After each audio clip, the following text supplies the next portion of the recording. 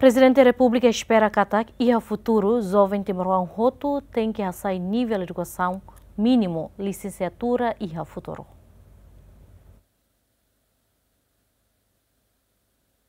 Presidente da República José Ramos Horta sexta-ne, junto com o secretário de Estado de Ensino Secundário Geral no Técnico Vocacional, Domingos Lopes, o membro do governo Balon, halau visita para a Escola Secundária Geral Público Suai, onde haré condição da escola nian, no mos a mensagem para estudantes sira, a tua casa estuda não aprende. E a ocasião ne, Ramos Horta hateten, da ne jovem Balon escola toda nível secundário, também Balon economia la suporta, no balão la corre a escola. Também se fez estado espera katak e a futuro jovem sira tem que a casa na escola onde hasai nível de educação licenciatura.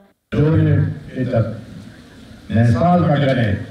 Timor tem que buscar estuda para sair na terra. Ao limite de Timor e no ano lutão, o voto e a licenciatura. Aí Timor Maia que aí a licenciatura. Mas ele a licenciatura é balão. Licenciatura, bacharelado, mestrado, né, tem que qualidade. Salário o cimo de diploma, né, depois matemática não lá tem, a conta não lá tem.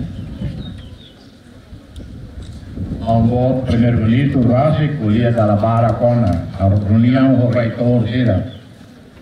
Ministério da Educação, a esposa Macas, a Radia Educação.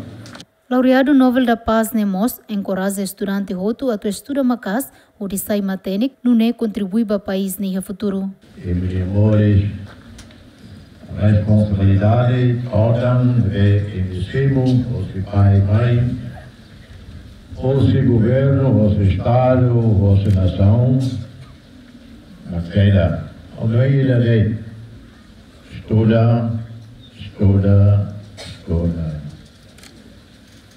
Estuda de dia, estuda loro, lorai kalam.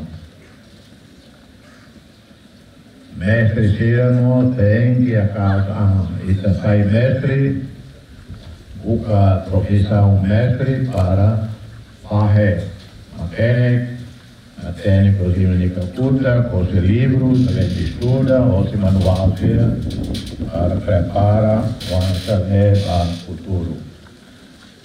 Portanto, o grupo Ruané e da mestre Sira, professor Sira e da estudante.